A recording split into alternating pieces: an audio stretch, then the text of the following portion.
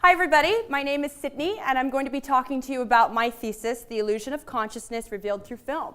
So this is an interdisciplinary research project combining philosophy of mind and film theory. My research question is, can film help contribute to philosophy of mind to help us understand constraints of consciousness and how duration and emotion are connected? Now, I've chosen this image from the classic Hitchcock film Psycho because I believe this film is a perfect representation of how manipulative film can be towards our emotions. This film perfectly manipulates the audience in feeling empathy towards the villain, Norman Bates, through different techniques of timing and suspense.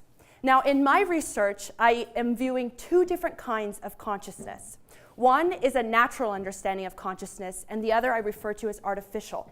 So a natural understanding of consciousness would be what's happening to everyone right now listening to me in this room.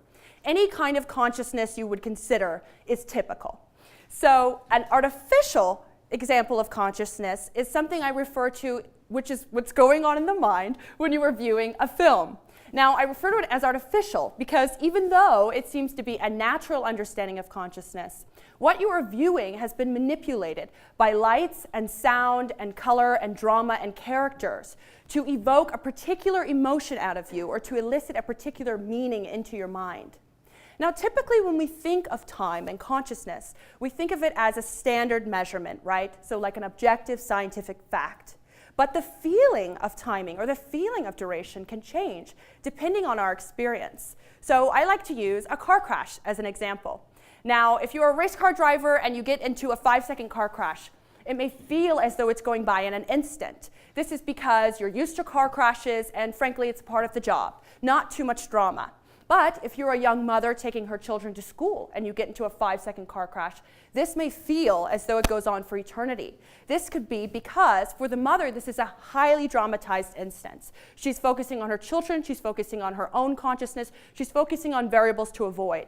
Now, this same standard 5 seconds feels entirely different to two subjective minds.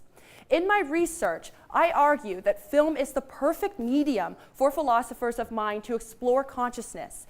It allows us to recreate highly dramatic situations without putting an actual conscious mind in a car crash, for example.